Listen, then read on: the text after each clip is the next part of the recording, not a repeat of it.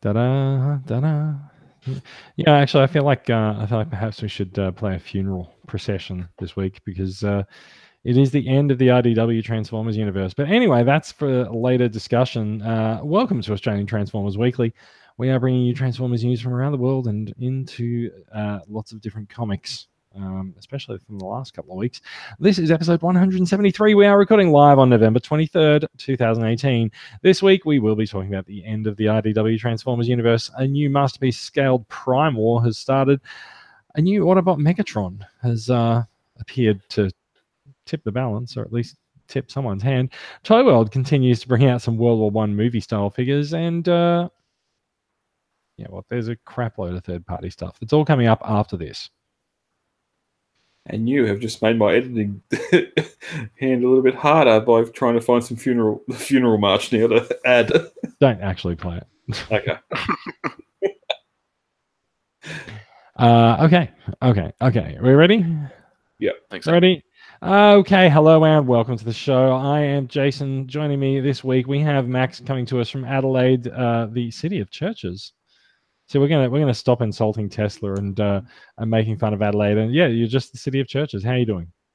Good. What if you insult Tesla? Do you become subject to divine intervention?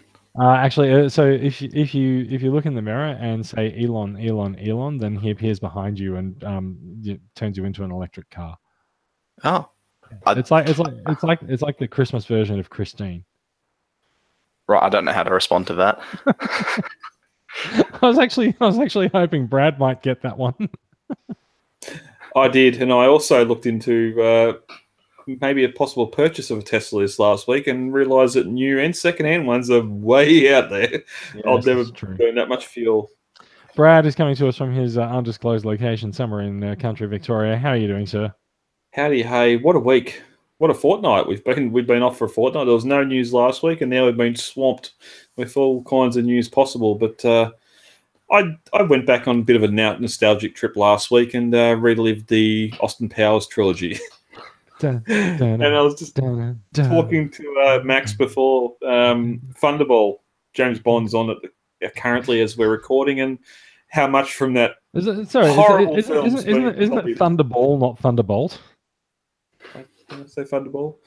Well, I don't know. I called Skyfall Skyrim earlier. So. Yeah, he did. So that's a very different movie, but yeah.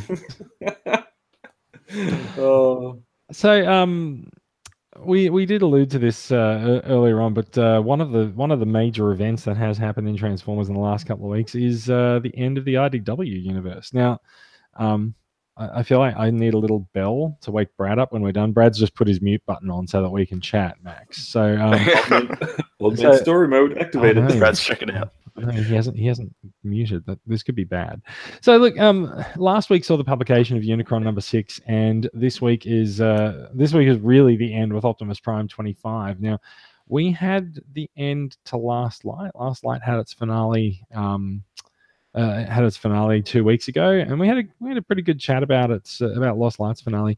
Tell me, what did you make of the end of the rest of the IDW universe? I wish I made more of it than I did, to be honest. Like, Lost Light, I felt ended as best as that series possibly could under all circumstances, and I think part of the way it did that was that it didn't try and cram in all these massive great moments. It had the events were there, but it wasn't every single event needs to be this great big thing with tons of build up, and it's just stuff happens, right? And it all still leaves an impact on you anyway. Whereas I felt with both of the other finales that Barber really wanted to go for these big impactful moments, but the comic didn't really earn it. In either instance. Look, I think the shocking thing that you're trying to say is the same thing that both of us are feeling, which is that for an ending, I feel like Unicron 6 and Optimus Prime 25. Actually, Unicron number 6 I'll talk about mostly, right? The end of the Unicron miniseries just left me a bit cold. Like it happened. Yeah, that's kind of the thing. Like, it happened. Look, we're gonna talk about some spoilers because it's been out for a couple of weeks. I didn't really like the fact after I think I came on the podcast after reading number 5, just going like, holy heck, this is more like it. It's heading to a big finale, and I felt like for the most part that big finale just didn't really happen. It just kind of fizzled out. I feel like it's a bit naive to expect anything other than other than the whole thing ending with a hug. But they've made such, even Lost Light managed to totally give you a sad ending as well. But they made such a big thing of this being the end of the IDW universe. They had Unicron turn up to Earth, and it's like everything else is already gone. And they could have just destroyed Earth, and that been the end of it, or something. Instead, we had a heart-to-heart moment, and Prime apologized for the sins of his race to Unicron's creator, and they hugged it out, and then Unicron self-destructed. Like, really, as much as I would really like to say I'm joking, that is basically the plot of it. Yeah, and none of it. The thing that I was talking about was trying to go for those moments, right, but not really earning them. A lot of that comes from the way that they achieve those not making sense. So I still have no idea what Soundwave did there in that comic. Well, apparently he powered up Prime somehow. This is the thing. We talked about this. We both didn't have any clue what Soundwave actually did, but I kind of got more from a sense in Optimus Prime, the final issue, which is sort of a coda to the whole thing, which came out this week. I kind of got a sense from that Soundwave had tapped into the fact that freedom meant unison and uniting all of the deceased bots. Yeah, powered up Prime somehow. But there were more references to what I think happened with Soundwave there. Yeah, I still just I don't know. Like, it didn't really explain how that happened, and the fact that it took you basically 2 weeks to ascertain that is worrying as well. It took until the next issue was published, which is Optimus Prime 25 this week, because that was the reference in there. And look, I got to say, if I'm going to dump on Unicron, I'm going to be a little bit easier on Prime 25. Like the whole idea that I actually feel like Prime 25 almost reframes the entire series of Optimus Prime as RC telling the story of what happened. Yeah, and I think it's all right, and I like the fact that they've taken Optimus Prime's narration, which we always felt was a little bit cliched, and sort of turned it into a story. And I mean, there has been a good couple of references to a nice Doctor Who quote going around recently about when we die, we all become stories, and that's how we live on. And that's because that quote was in season 5 of Doctor Who, and it also came up in The Haunting of Hill House on Netflix, which I've been watching a bit lately as well. And the creator of that show said that was absolutely a Doctor Who reference. And so I feel like this is sort of another sort of sly nod to that, the fact that Prime has become a story in this universe, because he went into battle, whatever, lay at the heart of Unicron and never came back. And so that's why the funeral is them laying rest to the idea of Optimus Prime, because they don't actually have a body to mourn him by. Yeah, I do. I like that idea in a sense, but then I still found issue with the funeral scene and almost all of Optimus Prime 25 as well. In that, RDW has received a lot of praise, rightly so, for making the Autobots and Decepticons more morally grey. And, over the past few years, Optimus has definitely been in the forefront of that. But, like, the whole thing ends on sort of Windblade commemorating him by basically, she says, yeah, he was a decent guy, but he was also, he was just, rampaging warlord and shit like that. She was a liar, and I forget what else, but it was all this stuff that was like, yeah, maybe there's hints of that throughout the comic, but there's nothing really to back that up, and it felt like Barbara just going, well, there's some moral complexity here, so because it sounds better, I'm going to pretend that there is more nuance here than there actually was. Because like yeah. as much nuance as there was, it really was just mostly Optimus Prime is the ultimate good guy, right? I think I did have something. I did have something I wanted to say when we were talking about this, and the funeral scene as well. Like, especially in the funeral scene, like nobody really seemed very happy with each other, and I feel like that's kind of a theme that went throughout the series. Like, not throughout the series, but throughout the issue, is that there's still a lot of tension between all of the surviving bots.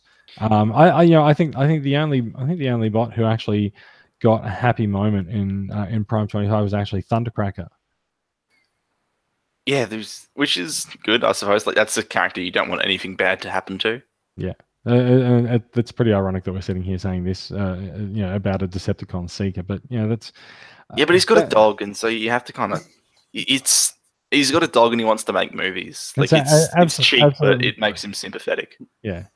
And look, let's maybe try and wrap it up a little bit. But like, I felt that I felt last week with the end of the ending of the Unicron series, like I felt like that went for big moments, but it hadn't earned them, and I don't think it really pulled them off. And I don't think it had the emotional resonance that Lost Lights finale had. No, Lost Lights was like I don't think Lost Lights finale was. I'm forgetting a turn of phrase now, but something unique, like something that only could have been done there. I felt like very easily Barber could have stuck the landing here as well, because on the whole, I'd say he's almost been more consistent than Roberts for a lot of IDW's. Yeah, for a lot of IDW's history. But yeah, I'm not sure what happened. I think it was just a bit of overambition, to be honest. Look, it wouldn't be the first time that a Transformers writer has been undone by the overambition, but yeah. Still, look, I think in terms of what was actually achieved, we're looking at 13 years of very, very prolific comics publishing. Like, while IDW started off with like the 4 or 6 issue minis that were spaced out months apart in the early days with Infiltration and things like that. I think once they actually realized that there was quite a market out there for these comics, and there were a lot of people who were really ready to throw down money for them, I think they really grabbed that bull by the horns and went into it full scale with All Hail Megatron and started publishing the Spotlight series side by side. Like back in those early days, like there were some weeks where you might get 2 Transformers comics and then you'd have to wait a month until you saw anything again. Whereas these days we've been quite lucky. Like we've had 2 ongoing series at the same time, plus the mini series here. We've also had the one shots with Livio Ramondelli exploring some of the Dinobots and things like that. There's been a lot of stuff, and IDW has published a lot of comics. They've been very prolific in exploring a lot of corners of their universe, and I think that's to be commended. Yeah, absolutely. Like the thing is also that we generally hold them with high regard in Transformers, but like the fandom itself. But they've also garnered a lot of respect outside of just the core Transformers fan base. So whereas you don't want to point fingers and stuff, but you could say that the movies generally give the franchise a bad reputation. But a lot of the stuff from these comics, people would point at things like these massive overarching plots in Optimus Prime, or the dialogue and metaphor in Lost Light, and they'll say, yeah, this incredibly high quality storytelling that has come from Transformers. And it's not to say that it hasn't that hasn't been present in previous Transformers media. I think you can point to plenty of examples throughout all of the past 35 years of Transformers, getting some really good stories, but I don't think anywhere has done it as consistently as IDW. Yeah, no one's actually had the chance to run their story for as long as IDW had. As far as reboot plans go, it's all a little bit up in the air. So there are several things that we know about the reboot. They are going to be using all new creative teams. Nick Roche has confirmed that on Twitter today, and I think there was much crying and gnashing of teeth from the Twitter community as that info came out. But like we have known that for quite some time. so originally everything was supposed to have been wrapped up by September, right? Like as is somewhat typical when IDW is planning some of this stuff. Like it's slipped, and I think I remember we first talked about the fact that Unicron was going to be coming to the IDW universe about this time last year when some of the first solicitations appeared. And I remember at the time wondering, hey, Bumblebee's there. What the hell? And that story's unfolded over the course of the year. Free Comic Book Day, Unicron number 0 hit in May. And then we've sort of, what did we end up with? Have we ended up with an issue each month since then? Or did it took a month or two to There was a couple of delays. Yeah, there's been some delays. Everything was meant to have been wrapped up by September. It's taken until November, but now, everything is wrapped up. We were expecting a shiny new rebooted IDW universe to kick off in the new year, early in the new year, the original report said. But right now we've seen some solicitations for I think March is coming up this week, showing the collected trade of Unicron will be coming out then, and no other Transformers stuff will be coming out that month, or at least not the Bumblebee adaptation. Well, I imagine if there's a Bumblebee adaptation, it'll probably come out in December. There has been a companion piece to Bumblebee running the last few months. With, is that the Bond thing? Yeah, the thing that probably isn't canon. It probably is, but yeah, we'll see. Until something contradicts it, which I don't think we're going to get another movie in the 70s or 60s. So. No, exactly right. Like it's a fairly safe place to play in. Yeah. And of course, like Transformers stuff is not actually leaving the comic book store. Like there is currently, and I don't really know why, there is a Star Trek versus Transformers comic currently on the shelves. Also written by John Barber. I don't know if you read the farewell note from Barber in Optimus Prime 25, Max, but he signed it off, John Barber, former Transformers writer, and then in brackets below that, except when I still write Transformers, like Star Trek versus Transformers on the shelves now. But I also think that also very clearly hints that Barber will not be headlining Transformers next year when it does debut from IDW. Also notably, IDW GoBots series with writing and art by I think it's Tom Scully, who was the artist and writer behind the absolutely fucking nuts, absolutely insane Transformers versus G.I. Joe comic, which I say absolutely nuts and insane. It was actually a hell of a fun ride, but it was insane. So his GoBots series is now out, and I believe that's meant to go for 4 months. And I kind of wonder whether or not they're expecting that to sort of pad the IDW Transformers universes apart, or if they're just going to let it go for a bit after that. Like I have heard anecdotally from talking to various people around the place that IDW does have really ambitious plans for their Transformers reboot. The fact that they're getting new creative teams going is kind of interesting, and apparently they have a fairly ambitious publishing schedule as well, which was also leading to speculation that they may try doing a DC style weekly or bi-weekly comic. So that should be interesting, but I reckon it's going to be until like May, possibly even the second half of the year before it really comes, because they probably want to let this sit for a while and let there be a bit of an appetite to build up for it.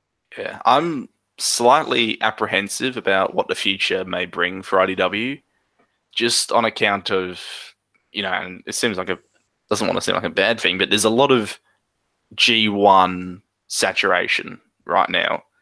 And so I worry about IDW potentially entering into a stage where, like, all right, we went off a rails a bit recently. We made Megatron and Autobot, all this crazy stuff. So I want to dial it back a bit. And I don't know, I kind of want to keep this really exploratory nature to Transformers media in some form. But going off that story and Megatron deciding to turn Autobot, has there been a lot of fan backlash over that decision? Because my Megatron would never be an Autobot, or is I think it varies in different circles. Yeah, look, I don't think there has. Yeah. I think there are people who will go onto message boards and Oh well, let's not. Yeah, let's no, not. that's fine. There are people who will go onto message boards and almost prompted, but probably not really prompted. They will just look to write paragraphs and paragraphs about why they hate IDW, and bring in all sorts of weird straw man arguments. And ultimately, it comes down to the fact that they made a creative choice that person didn't agree with and didn't like, and Yep.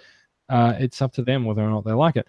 I think looking at the people who celebrate the books, and the fans who have frankly adored them, and the fact that Max is a little bit concerned about what the future might hold, I think speaks volumes to how much regard people hold these books in. They're regularly cited over the last 7 or 8 years. Like More Than Meets the Eye and Lost Light has regularly been cited as either the best or the second best, behind Brian K. Vaughan's Saga, as the best or the second best comic of the year. And that's not the best Transformers comic. That's the best comic in the industry, right? That's a slightly higher bar to aspire to, and I don't think you end up there if there's general unhappiness with your creative direction. And so, yeah, I think there's a few people who are not happy with certain things, but I also think that those people could just go and read a different series or something. They can go back and read a lot the of Transformers from the 80s, right? There's lots of stuff. Yeah. So there could be a possibility where Prime and his Autobot team realise that they're no better than Decepticons and go purple themselves. We know there's been Nemesis Prime before, but well, that kind of treads really close to the themes that they've been exploring in this version of the IDW universe. So Prime has sort of been sort of cast with a bit of a messiah complex, and he didn't really believe. Yeah, well, no, so he's not really always he's usually cast as sort of like the John Wayne style hero who can do no wrong, but in this case, he's been cast as the 13th of the Primes, and is he actually one of the original Primes for a reason or anything like that? And initially there's a lot of trepidation where he refuses to accept that, even dumps the name and goes back to being Orion Pax and goes adventuring around the cosmos. But when he comes back into it, he's actively recruiting acolytes who believe in him and things like that. And so there's very much this this element of Prime believing his own hype, and you know what they say about pride and a fall, right? So yeah. Look, I think there's definitely been some interesting themes that have been explored in Optimus Prime. And, if Lost Light is sort of it's kind of weird, right? Because Lost Light is comparatively quite light-hearted, but very, very serious and gut-wrenching at the same time. But Prime seems to, I think, explore darker themes. And as much as we might say, Lost Light is a bit more of a bit more accomplished storytelling, it's probably not the more mature of the tales. But a lot of Lost Light is played for comedy value, and it's very amusing. And then they just turn it on a dime and kill off your favorite character. Whereas Optimus Prime has been a lot of musings on light and dark, and what makes good and what makes evil. And they've managed to do that without there even being an active Autobot and Decepticon war. So, yeah, good on them. All right, I think that's probably enough about comics. Can I just... Yeah, go for it. Just quickly, the art that we've got on the screen now, that Prime. And am I seeing some similarities here between this and what we've seen in the latest Bumblebee trailer? Yes, very much so. I think there's definite points at which look, I think the IDW artists have seen what's been coming up in Bumblebee a long time ago, and I think they've been subtly changing things. Look, Optimus Prime does have a new look every couple of months in the books, and it depends who draws him and what sort of thing they're trying to get across. I think this specific look that we see here is not actually really the look of Prime in the books at all at the moment, but it's more of an evergreen look, isn't it? I think it is, and I think also if you look at Prowl and Bumblebee on here, I think they're using more of the Bumblebee's definitely like more of an evergreen design. Thundercracker and Starscream have notably different designs on them. That was a nice touch, actually, in the end when the three agree. Seekers are together. They all have a different body style. Yeah, I thought so, and also like honestly, I thought Skywarp was a goner in Unicron. I was very surprised that they actually took him through to the end. I was really surprised that they let Thundercracker go.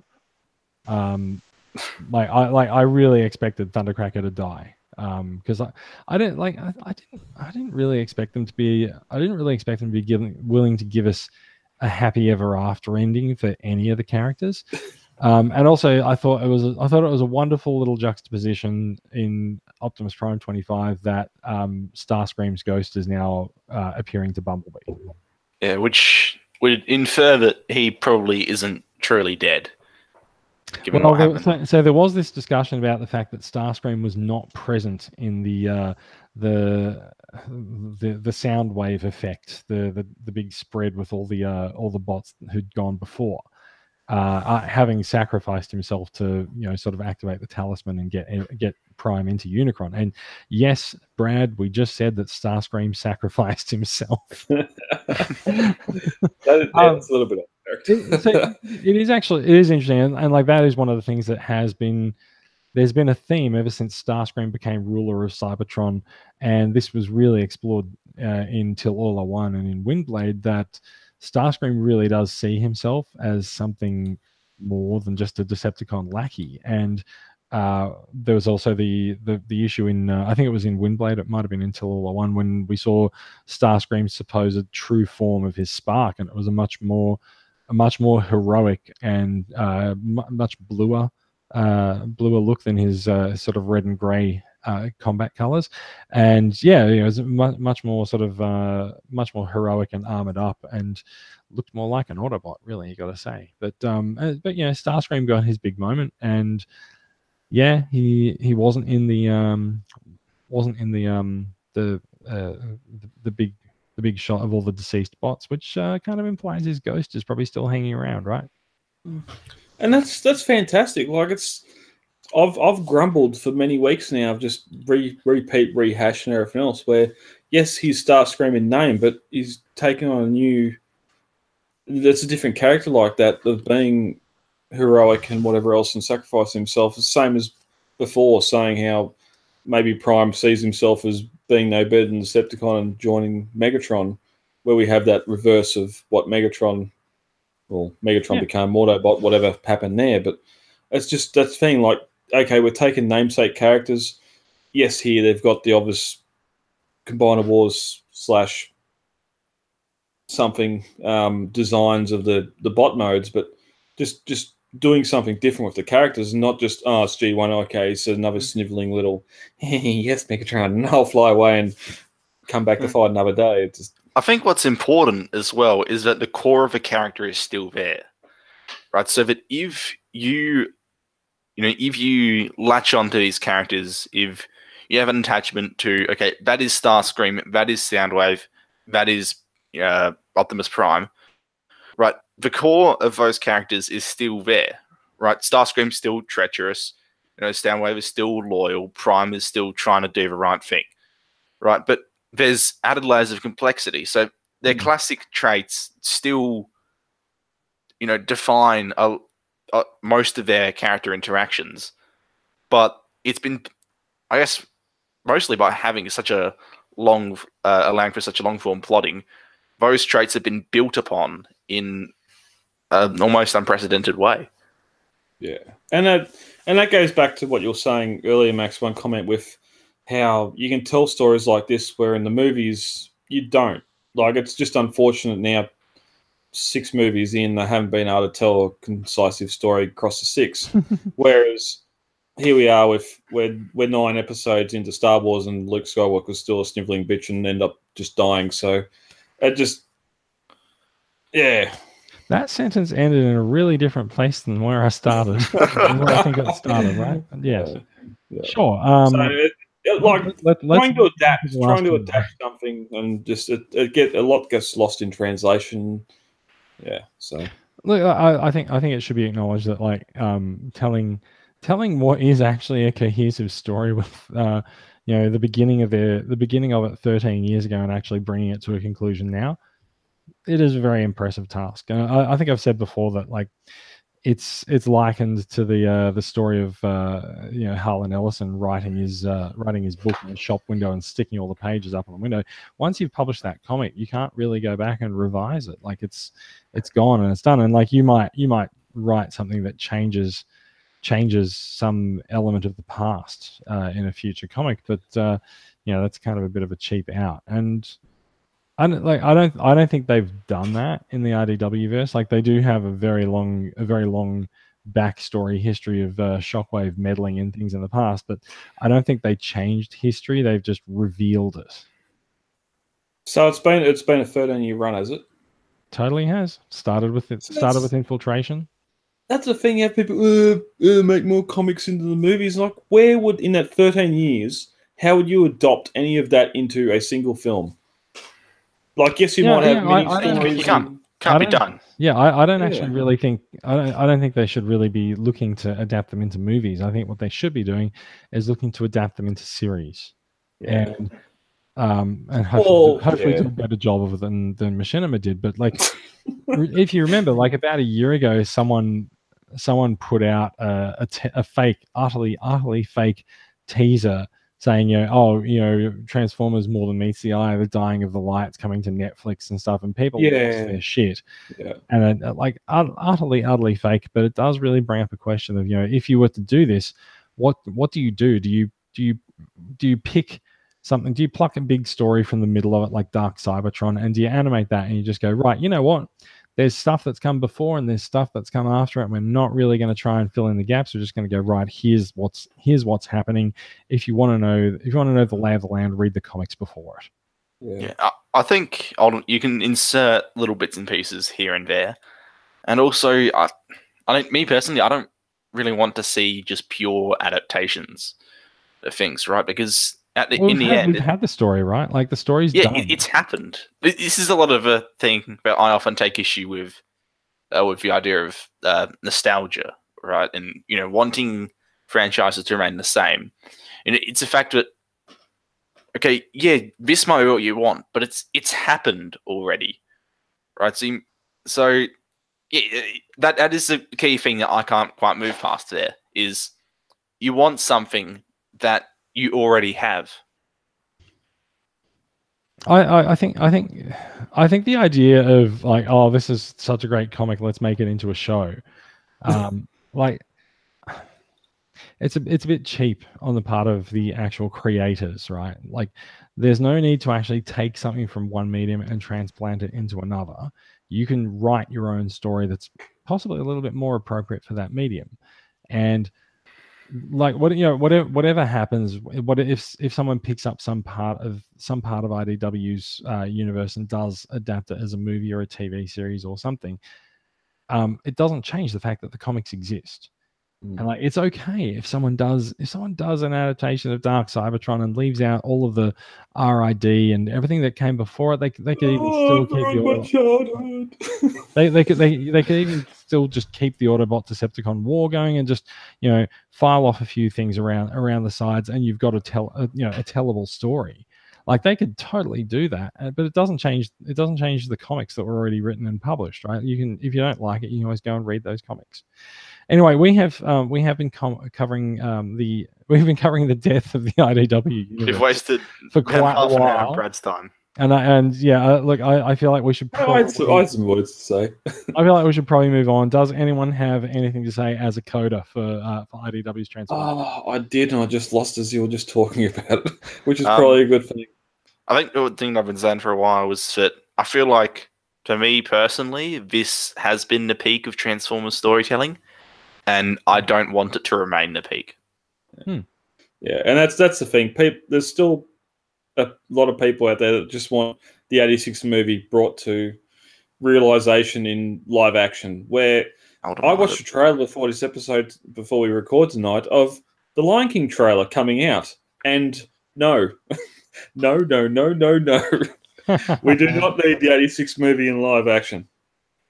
No, but that's the thing. I don't think we do, and in a way, I actually blame Lord of the Rings for this because Lord of the Rings was considered the unadaptable story for a really long time until Peter Jackson came around and was, let's make 3 movies out of it, and suddenly everyone was like, oh, yes, suddenly that's become a very tellable adaptation, and then Watchmen I was going also. to say, wouldn't Watchmen be more of a... Well, so Watchmen was also considered unadaptable. Someone is also adapting the Lensman saga, which is something that Babylon 5 creator Joe Straczynski just said, look, I don't think anyone's ever going to do that. Turns out someone's doing it now. There's Isaac Asimov's Foundation stuff. Like, there's a lot of people actually going out and giving these adaptations a go now. And that's, yeah. But like rightly or wrongly, like they're going to have a go at it, and it is what it is. As far as wanting something new and wanting something better, I completely agree with Max. Right, like we have no idea what is coming up when this stuff gets rebooted next year.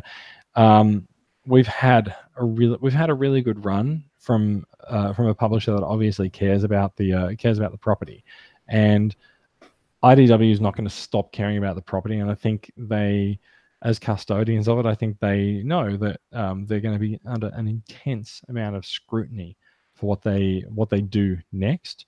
And I think it's interesting that they're not going to turn to the existing creators. They're going to get new creators in, and I think that's fine. It's the guys who've been writing Transformers at IDW for the last 13 years. They've had their go. They've said their piece, and now it's time for them to get off the stage and let someone else take it over. Yeah, I still can't get over the fact that 3 or 4 different people contribute to making a character realize. That's just dumbfounds me. But what do you mean? Oh, someone does line art, someone does coloring, someone does totally, yeah. That just, yeah. I mean, look, it's more than that. It's often a couple of people sharing duties. Yeah. I just imagine that Prime, me doing the line art for that Prime, then having someone colouring, going, well, that's not how I was saying that Prime, and just. But that's the whole creative process. So I'm not even going to comment on that. It comes across on paper, and people love it. So anyway, that's an hour of comics. Yeah, I was patient. You were. Let's get into some regular shenanigans. Maybe we might just cover the main news stories, and we might skip out the news and brief this week. We'll see how we go. Yeah. So into the news, like play the news jingle now, right? We have a news jingle, right? Yeah, cool. Yeah, we do. There we go. That's the news jingle. First up this week, we do have bot shots. We have been off for a couple of weeks, and so the bot shots competition is the photography contest from our Facebook discussion group, where we encourage you to get your bots out from their display, put them out in the real world, expose them to a little bit of sunlight, but not too much, and see if you can produce something that the community at large likes. This week's winner is Adrian Collada, who had an amusing photo of Frenzy / Rumble. We're not going to get into that, but he's not entirely sure where he's going to hide this car because there's no tape deck. That's quite clever. Well done, Adrian. And excuse me, because we have been off for a week. We do have last week's winner, who was Kyle Kirkwood, with this fantastic this callback to Revenge of the Fallen, where Wheelie gets a little bit friendly with people's legs. So, yeah, and as you can see, regular bot shots winner Tyson Richards has also put an appropriate there as a comment. So well done, guys. There is a monthly prize for bot shots, and winners of the monthly prizes go into a draw. Yep, this week, this month it's Power of the Prime's Moon Racer. One more week to go before the November winner is announced, and then we'll be doing 2 weeks of voting for the yearly bot shots winner. Fantastic. Let's move on. It is kind of ironic that as IDW killed off Optimus Prime this week, we got a reveal of Magic Square's brand new masterpiece scale Optimus Prime. Now, correct me if I'm wrong, but Magic Square has been doing little bots for quite a while. Is that right, Max? I don't know. I think so. There's a lot of them doing that. Yeah, I feel like Magic Square is one of the guys who's been doing. I feel like they're the ones who've been doing Hot Soldiers, but I don't know if that's really. Are they the same company? Maybe. Maybe I've got no that idea. was McFans Toys. I can't tell. I have a feeling that someone's renamed themselves as well. But anyway, they're all the same company anyway. They pretty much are. They're all Hasbro and Takara, right? Yeah, exactly. Yeah. So this we're on to you, John Warden. Yes, we are. We are looking at a masterpiece scale G1 style Optimus Prime, which looks very, very impressive. He looks really neat. He's about 25 centimeters tall, I believe. Great styling on the face. Possibly needs a little bit more definition on the. Excuse me, sorry. Possibly needs a little bit more definition on the mouth plate, but whatever. And yeah, looks like he's got plenty of articulation going there, and of course the chrome smokestacks, and a very masterpiece style backpack going on there as well. But like pre-version 3 masterpiece style backpack, it's so clean. I just love how clean it is. God, yeah. I want to hold off judgment until we see better versions of whatever the new MP Prime is, but we've seen some versions. At the moment, this is looking maybe a bit better. I won't even hesitate. I'll say if I was going to replace my MP10, it'd be this and not MP V3. It'll probably cost you half as much as well. Exactly. That's half as much. Probably less than that. Apparently, this guy's rumored to come in at about $60. Wow. Excuse me? Right. Bugger MP Prime version 3. We've seen this out of the two. This is the one prototype we did see a few months ago, and we were asking why when MP V3 was coming out, and just now seeing it in color. Just how clean it looks. It looks cleaner than the original MP10, but you can see there's a lot of like hidden engineering in here. You know, it was like double jointed elbows like built into the sculpt there. He's got a ab crunch in there as well, but all the panels are so slick. Like it has that sort of sloped curvature that you got with, you know, like Sunstreaker and Megatron. Like it fits in with that modern masterpiece aesthetic perfectly. The cartoon look, and it's just we've commented before about how you update the MP10. Just all the mud guards, the wheels, the fuel tanks on the legs, all that's all gone, and I'm guessing is hidden inside those calves. It's still, I think it's still a false chest thing here. Just like the masterpiece. I wonder how different to masterpiece it's actually going to be in terms of transformation or anything like that. I feel like it's probably a very similar transformation, just, you know, with a few extra curves here and there. Yeah. I gotta say, like,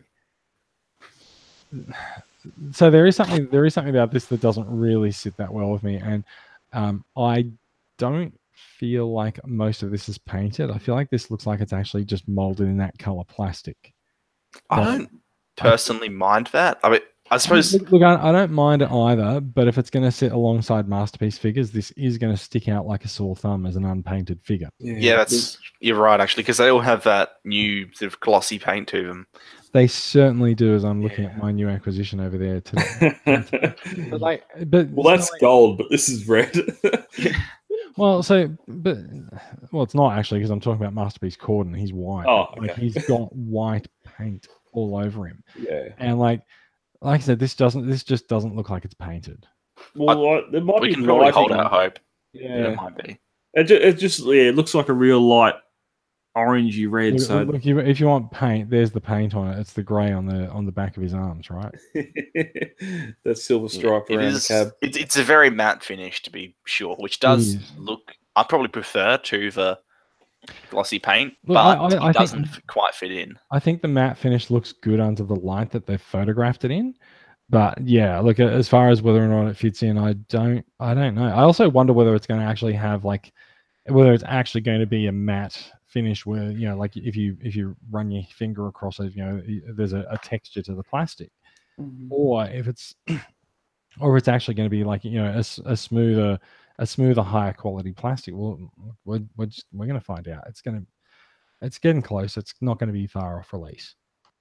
I wonder too, maybe it's just the difference between cartoon and art and everything else that come after. Of just his toes not having the orange and yellow lights on them, where before we've seen that's at the back of the figure on his heels to become the back of the truck, where here there's obviously nothing at the front, where most you type in G1 Optimus Prime and pretty much every bit of artwork you're going to see those lights on his feet. Maybe those are there. They just haven't actually been detailed yet. Can't No, really they're on the back. tell. You go back to the past image, and they're on the back of his heels. There. Oh, right. Yeah, there you go. So that obviously folds down to become the very back of the truck to become his rear light. So stylistic choice. Yeah. I mean, look, I think you can see that the back of his legs fairly much comes open, so it probably actually contains the foot inside it. But yeah, I don't know. We'll find out what happens in a couple of months' time when it's released. Brad, are you going to be buying this? I know you've got DX9 Dutch recently. We'll see if he's going to be $60 or so. Then I'll definitely interested. We haven't seen a trailer or any accessories yet. I doubt there'll be one. Well, going off that price, and that makes sense. But yeah, I'd be up for this more than V3.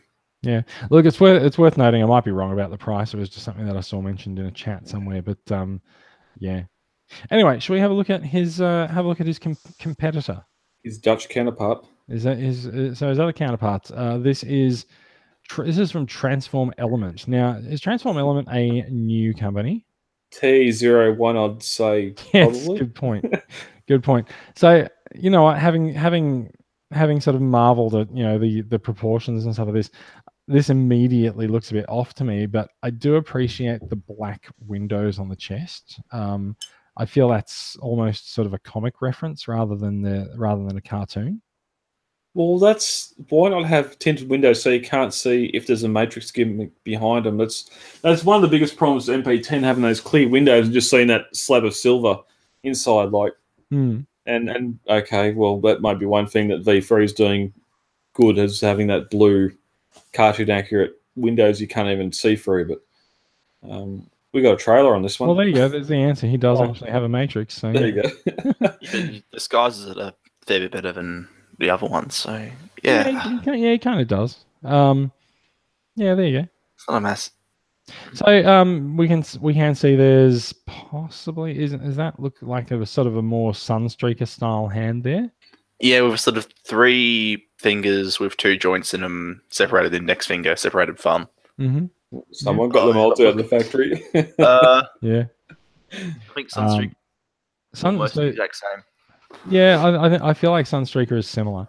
So you can see some ankle tilts there, a bit more traditional look on the feet, as you were commenting earlier. He's got his fuel tanks, yeah. And he's got less of the vent style arrangement on the see how Prime's legs have sort of like open and closed vents. I feel like that's something that only really appeared on the Masterpiece line, and then this is much more almost sort of almost cartoon accurate, but I still feel like he's more of a comic reference. Is it just being posed with the Year of the Goat Prime trailer? Yeah, I imagine so. I think so, yeah. Yeah. But also it's probably an indication that he can probably it's an indication of his size, but also he can probably hook up to that trailer. Oh, whoops, that's the one. That shouldn't be there. Smallest backpack on a Masterpiece Prime ever. Go to the next photo. I think it's got a sideways. Yeah, that is very impressive. Yeah, interesting there. So Transform Element. I'm not sure if we actually have pricing or a release date on this. Do we? Does anyone know? I don't think we know concretely for either of these. So, that still looks good. Which are you going to buy if I force you to buy one? The previous. Yeah, the Magic Square Magic Square at this stage almost looks better than the version 3 Masterpiece to me. Yeah, same here. Just it doesn't have all the well, that's the thing we've seen earlier. It doesn't have the whole Rubik's Cube torso that Megatron does. I understand it's got to transform from a gun into a robot, but I don't need to see that same junk and lines and shit. Do you mean the back of Megatron? Well, look down on it. Where is it? I'm not going to get it. It's just how much parts transforming in that. Like, it's too busy. Yeah, but Megatron has to achieve. I know. But to say, well, we've got to make it now a Prime to make it look like Megatron, well, we're going to try and do all this engineering to it. And I've said this before, and they're doing all the engineering to it, but it's still a fake chest. Like, if you're going to do all the engineering, don't do that. Well, we don't know if it's a fake chest, do we? Yeah, we do. We've seen photos. For this guy? No, Masterpiece V3. Oh, right, okay. Yeah. Fair enough. Yeah. I think the thing with trying to match the aesthetic of Megatron is less of an engineering type thing. You know, obviously it's on the same level of engineering, but it's more of what more recent Masterpieces have been doing and leaning into the cartoon aesthetic as opposed to the toys. Yeah, but still, just engineering between Sunstreaker, Megatron, and now we need to go into Prime. There's an expectation to have them super complicated or super finicky, and it just Prime. I'd hate to see Soundwave redone because it would not be anywhere near the G1 Soundwave. It'd be 15 steps for the legs, and it'd be horrible. I feel like we should probably lay off criticizing the MP, the new Masterpiece Prime, because none of us have actually seen it, right? And no, that thing's sort of an enigma at the moment. We just have seen very little. It is a riddle wrapped in an enigma and like sealed up in an envelope and posted to a mystery address. Like, and how and also just every single time for the last 2 years a Masterpiece figure has come out, it's seen a massive amount of criticism as the photos have circulated around, and then when it's arrived, it's been the best thing ever. So I feel like we should probably pay a bit of attention to history and just lay off criticizing the things that haven't been released yet. Okay. So these are some of the prototype photos as well. Now there's the cab, and if we go back far enough that I can see. Now there's no. So I feel like this might be a fake chest as well, because there's no windscreen wipers on the chest there. And if you go to the cab, there you go. Although I will just point out that the windscreen wipers do appear to be attached to this part. So maybe that's not right. Like the rest of it does look pretty accurate. Yeah, I don't see much of a reason to have a fake chest. Yeah. Like, you know, maybe the windscreen wiper is actually hidden inside part of the arm here or something. But you know, look, I'm gonna retract that and say I don't think it's actually a fake chest. I think those windows are real, and I think the windscreen wiper cleverly adds to them. I don't think any of them are a fake chest. Well, it's more so just for having that sunken radiator back in under, and the chest has to sort of step down to the radiator to make the waist, and just. Yeah. I've probably got a fake radiator. That wouldn't surprise me, given MP10. Yeah. All anyway, right, let's move on. We did accidentally spoil the appearance of this G-Man story. So Flame Toys. Flame Toys made everyone sit up and take notice this week when they announced the thing that is currently on screen, which is an almost pencil-perfect rendition of Megatron from the more recent IDW comics. Autobot-style Megatron, but very much the comic design, which I believe originated with Alex Milne back in the The Dark Cybertron. I feel like it was Dark Cybertron. Like, it was a progenitor to this design in old Robots in Disguise. Yes, but it wasn't. It was a bit beefier, and then Milne sort of trimmed the fat a bit. Yeah. Look. There's if I cast my eye over to over to the display shelf, I can see the MMC version of this character, which hits a lot of the notes, gets a lot of the notes correct, but also misses a couple of them. Like he doesn't really have the sort of raised part in the middle of his chest. This is a model kit. He doesn't transform, but he is somewhat articulated. So, it does give Flame Toys a few more options, and their model kits have been fairly well received so far. Not just their model kits, but also their figures have been well received as well. Yeah, Flame Toys. Who's playing with a toy? I just got out this one. Right. And he made more noise than I expected. It's just right in the microphone. Sorry. So like I said, he's an almost straight off the page rendition of Megatron.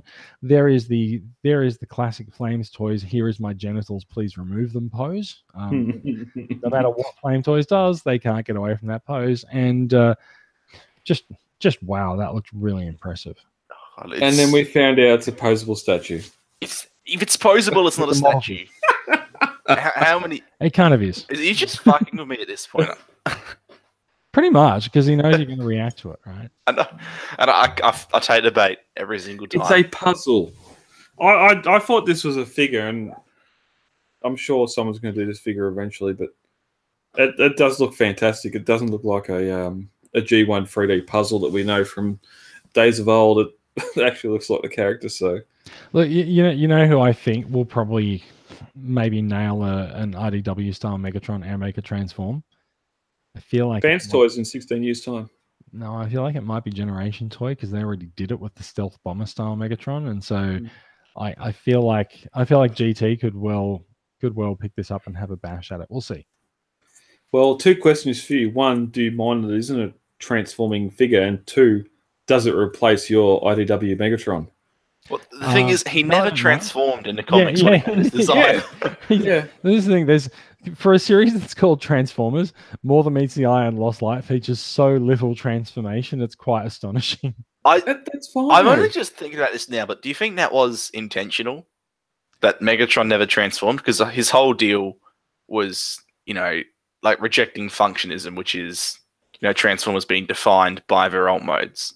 Well, So that wasn't really Megatron's whole deal. Like that became his whole deal as he became trapped in the Functionist universe. But like, Functionism was never really that much of a thing for us here.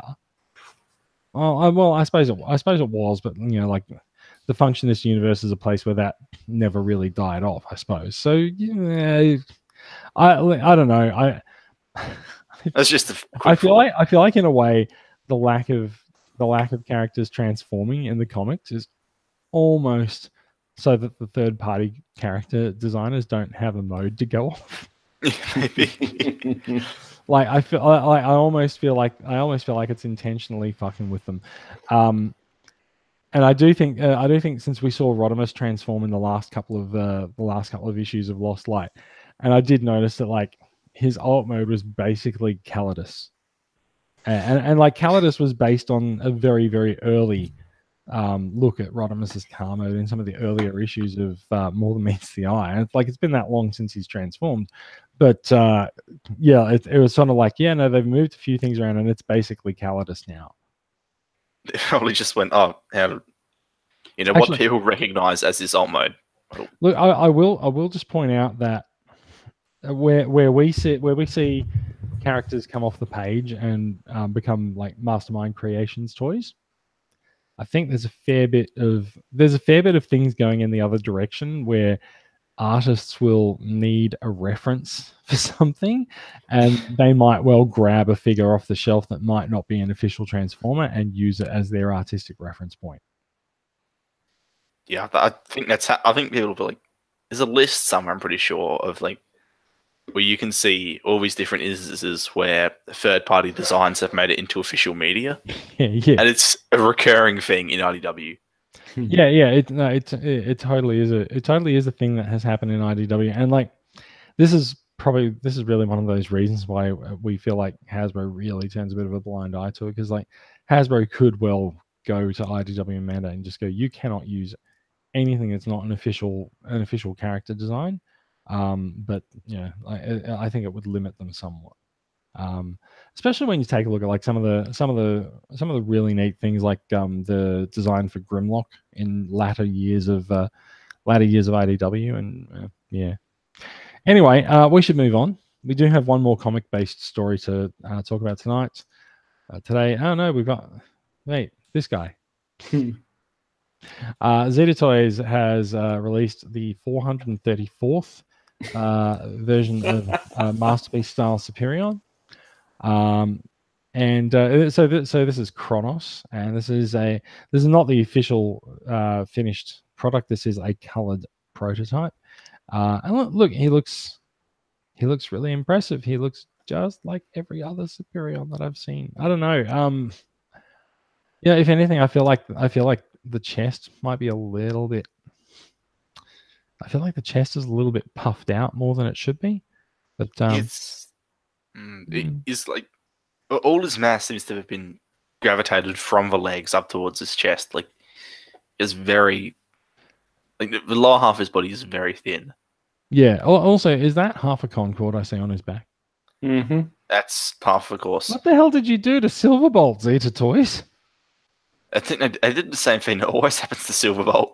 Oh, yeah, like that doesn't look like it's.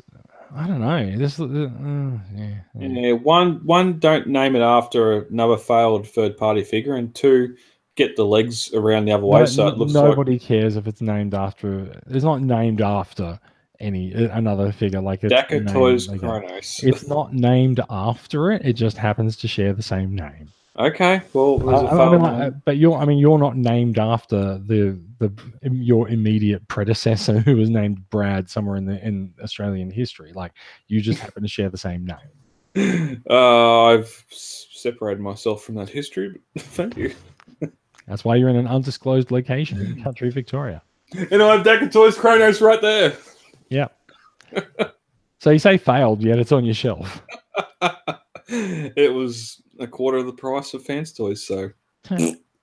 All right. So anyway, Zeta Toys has a Superion coming out. This is a good look at it, and I don't know. Is anyone going to buy this? No. Yeah, it's another third-party combiner. It's they're a dime a dozen. Saturation. Except they're not a dime. They're all like $600 each. So yeah. If they can show it with the leg jets facing forward like it should be, then I'll consider it. But controversial. Well, why have the jets on the shoulders if you're not going to put them on the legs? Just turn the shoulders backwards. It's a good point. Yeah, hide the shoulder jets. So yeah, so he is a G1 Superion, but he's not very accurate, right? Yeah, well, that's a whole toy cartoon debate. All right, let's move on.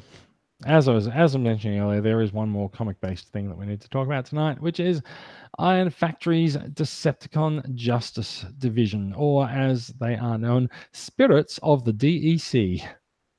And these combine, don't they?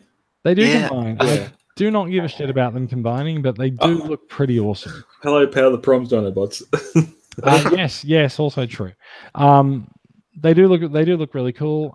These guys are individual figures. So there's a note on the image that says it's IFEX31 to 35. So each of them is their own figure, and they are all about $50 to $60 each. So if you want the set, they're going to be pretty expensive. But also, if you want the set, you're probably happy to pay it. Yeah, it also probably costs you less than the MMC versions. True. Well, a little bit less, but yeah. They also are markedly smaller, but yes.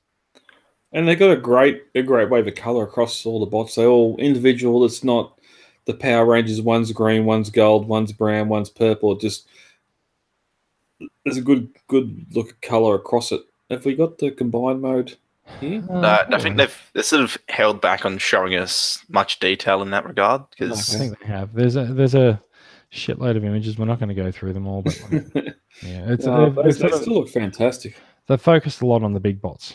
Out of here. So this one. What's that lie? This is 35.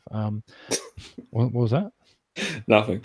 Oh, so there's Marak, and if you scroll up here, then Oh, that took a little while to load. Altaid. Yeah, Hmm. yeah. That's HubSpot. that's a bit of an awkward name, right?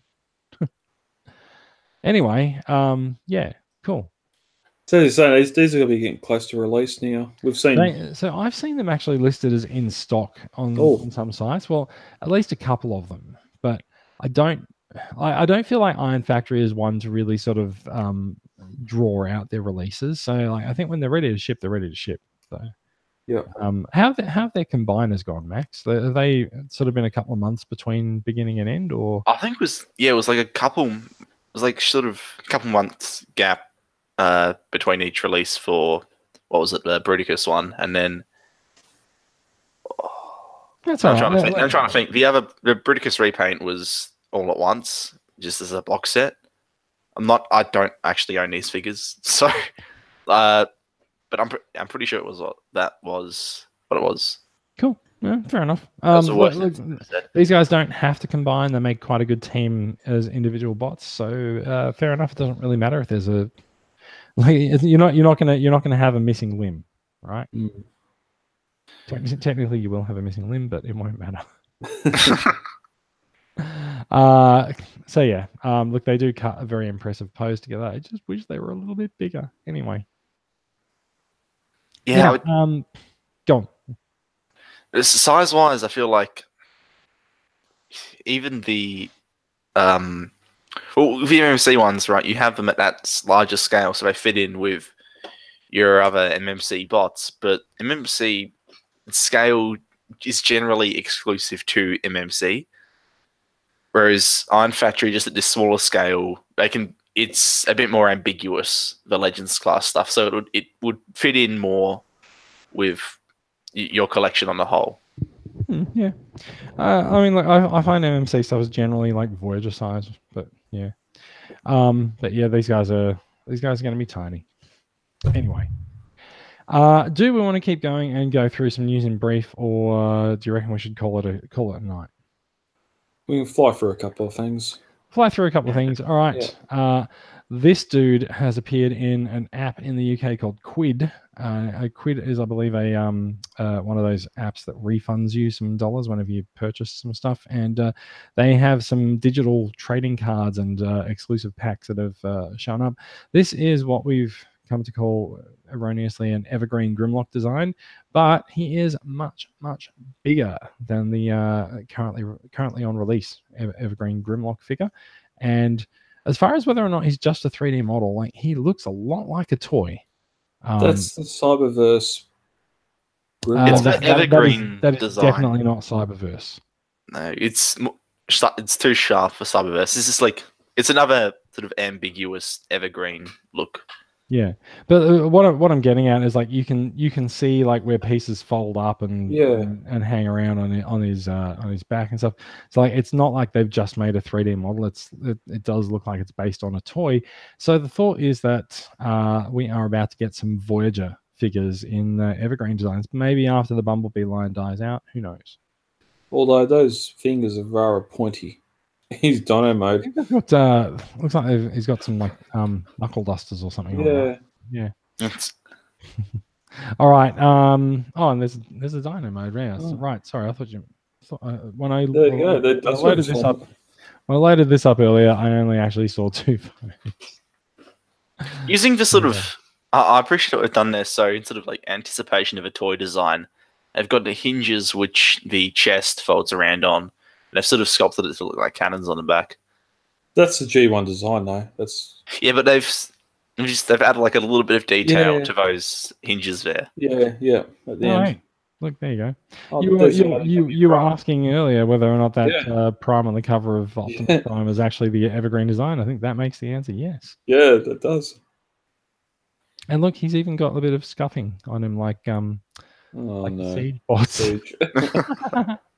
A battle damage fist. Yeah, it all comes together. Yeah. All right, let's keep going.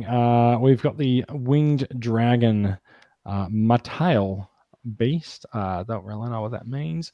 He is a Beast Wars 2 Transmetal Megatron.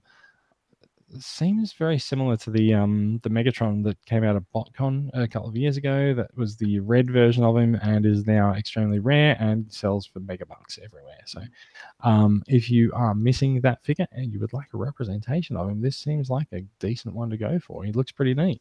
It does look fantastic. But I'm keeping to the original cast. I'm not doing transmetals at this stage. It's too expensive.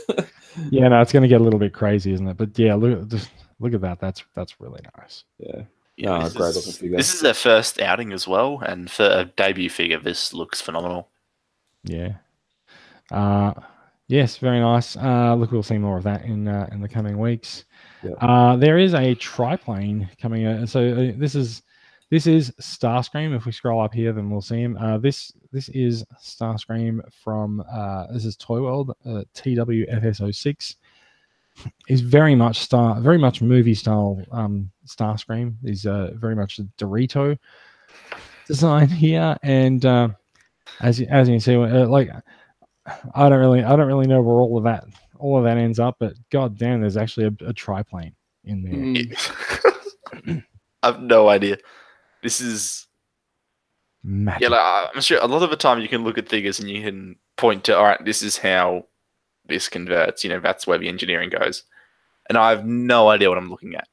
And just like Bulldog, and the Bumblebee we've seen, World War II Bumblebee we've seen a couple of weeks ago, they're continuing on with this World War II design. This is what I feel like the spiritual successor to Hearts of Steel. We don't have the comic, we got the movie, which isn't the best origin for it, but here we don't have a stylized triplane where it's like Leonardo da Vinci, I'm going to put a balloon at the back tail to make the back stay up or whatever else. It's sort of, yeah, and I'm hoping we get a new version of Prime.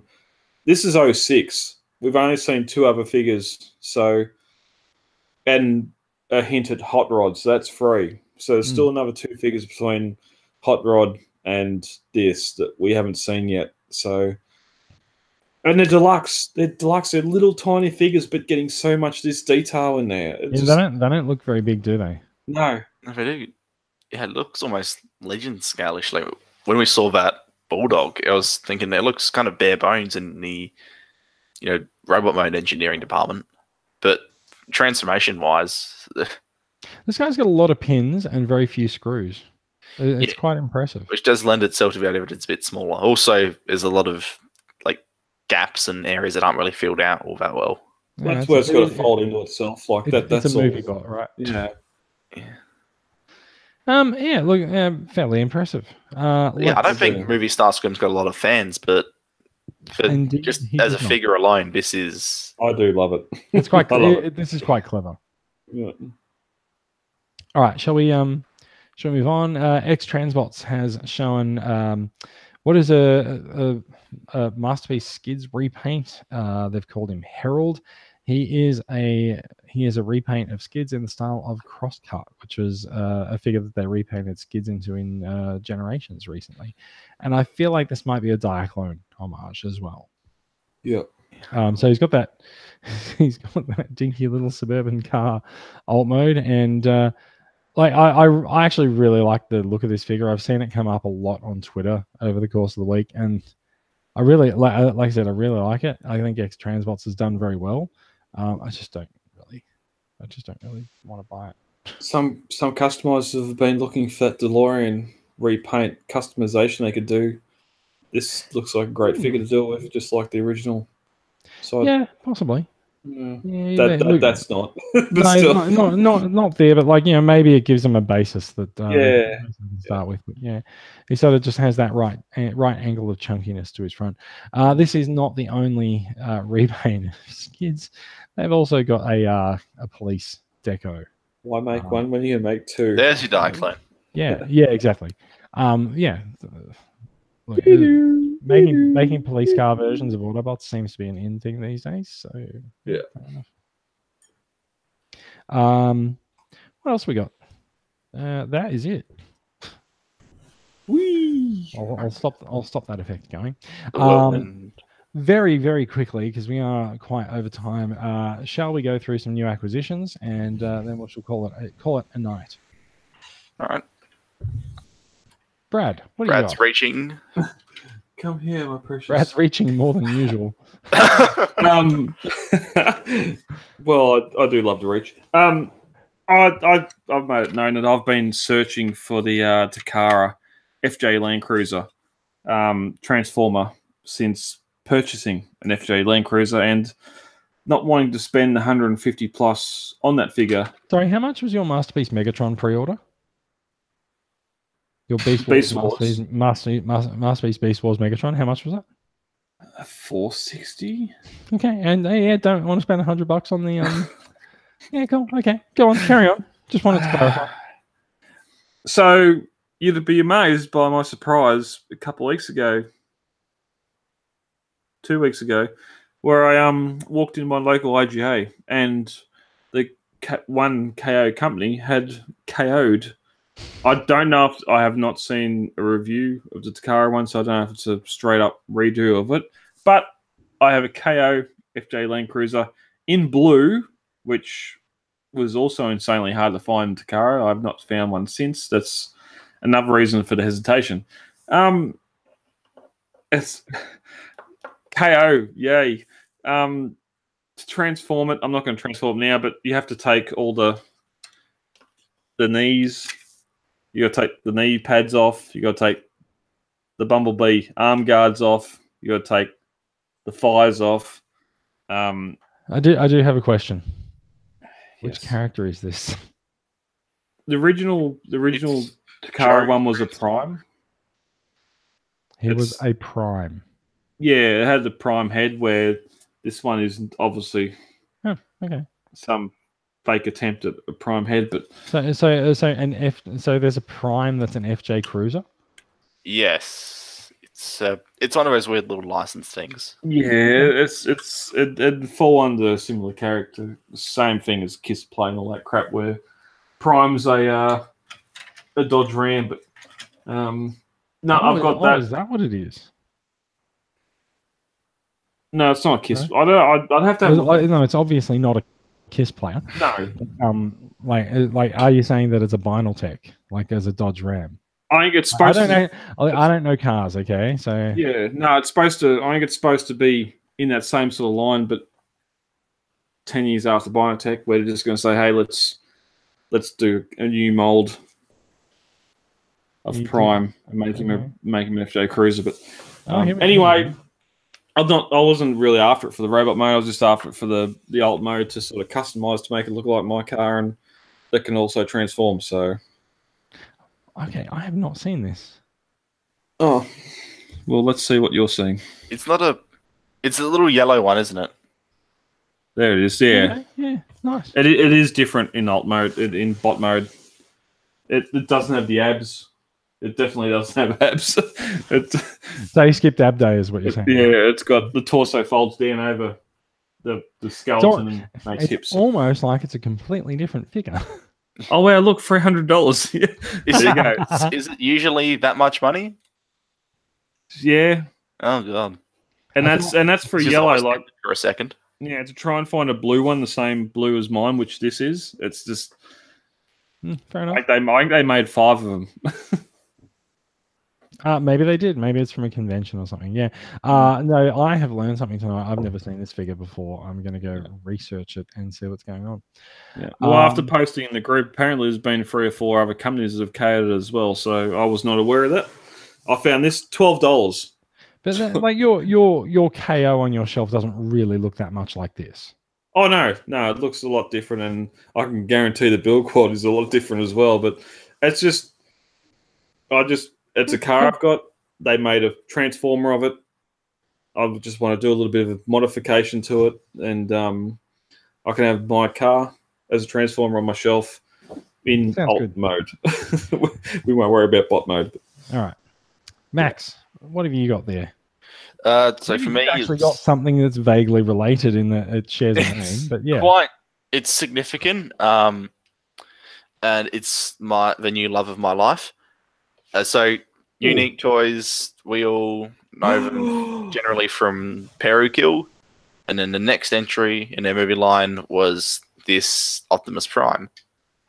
Challenger, his name is, right? Holy shit, Snake. I can only describe this thing as plastic witchcraft. I've transformed it back and forth multiple times, and I have no idea how I managed to do it. It is pure genius. His chest explodes, and his legs fold over themselves, and his arms like somehow become the front of a truck.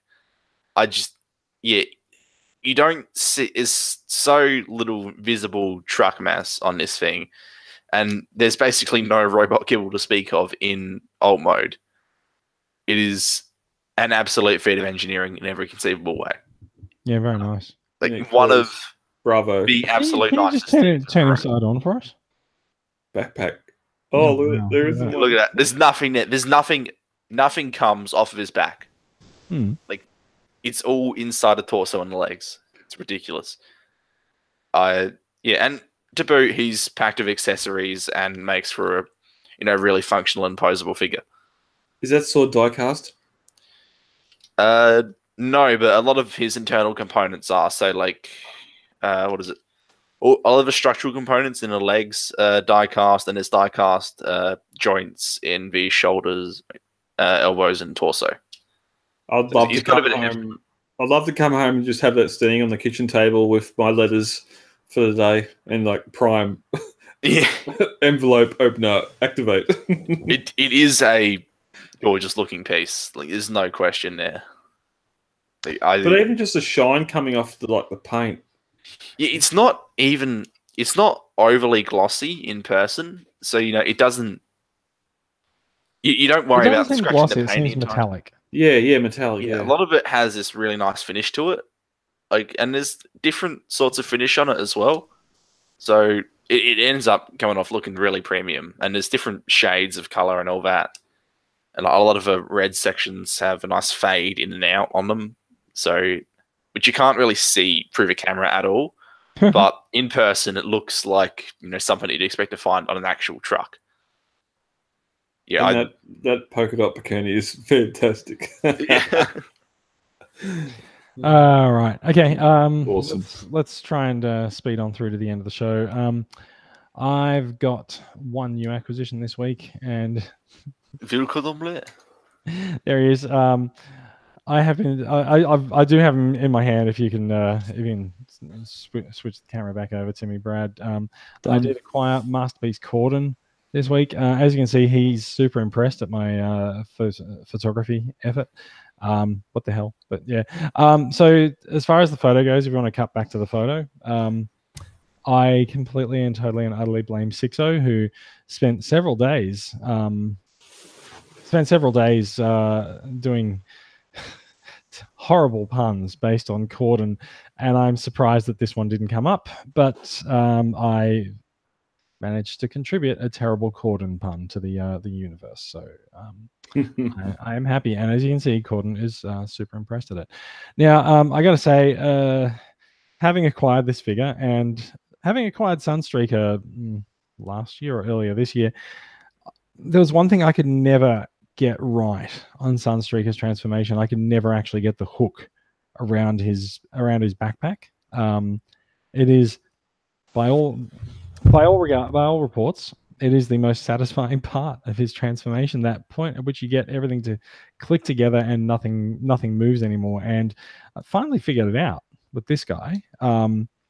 So I've managed to get the hook in right. I've got these spoilers on the other side of his windscreen and everything, and it's great. Everything sits together really well. And he's also just really, really solid now. Like nothing moves around on that chest at all. He's fantastic. And as I alluded to earlier in the show, like this guy has tons and tons of white paint all over him. Like it's not just molded in white plastic. Like there's a really nice white gloss to him. So it is very impressive.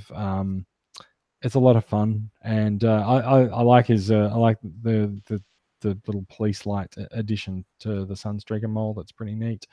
Otherwise, like yet again a Masterpiece style repaint in the style of a Japanese police car. So Well done. Hmm. Right, that is basically it. We need to wrap things up. But Brad, do you want to give us a quick update on the Christmas donation drive? Yes, donation drive is currently running. We've got a couple of weeks left to go. So head over to transformerscca.com for all the details, and you can donate and be in the draw to win. Fantastic. If you are in Melbourne, so Melbourne has a Christmas party coming up on December the 1st. As much as I have been there for some of the past ones in the past, I won't be able to make it for this one. South Australia and other states are hosting Bumblebee movie screenings. Check the page and check the Facebook discussion group. There's an events section. You will find some details in there. There is sort of a screening being organised by some community folks in New South Wales. So a lot of us will probably just attend that rather than it being a TCCA event. And yeah, whatever happens in other states will probably become clear in the next couple of weeks. Yeah. I think that's about it. Do we have any other things that we've forgotten to mention? No, I think we're good. I think we All right, good. Yeah, we have gone long, and that's we had 2 stories left that we had last week, and that's why we didn't have a show. One of those was that Beast Wars Megatron. I don't think people really need the explanation for why we're going along. It's fine. Okay. Yeah. All right, let's finish the show, right? Thanks for listening, everyone. If you're watching along with the live record, thank you for checking us out. You will find more information about these stories in our show notes if you've downloaded us from a podcatcher. And if you're looking for more information, you can find those notes on the Transformers Weekly Facebook page and the Podbean site. That is transformersweekly.podbean.com. You'll find all of us in the Transformers Collectors Club Australia on Facebook. As you might notice, we are a production of Transformers Collectors Club Australia. It's a registered club in Victoria run by volunteers like us who donate their time and money to make the club better for everyone. Our goal is to connect Transformers fans around the country, and we do it by engaging the collecting community. You can find out more information, including affordable yearly membership options, to show your support, because that's what gets us out to conventions and lets us connect with even more fans at transformerscca.com. That is it from us. I'm about to run out of breath and require a drink, so Breathe. Yeah. Thank you for listening, and we will be back with more Transformers news, views, and Phil opinions next week. take it easy. Awesome. See you guys. Stopping.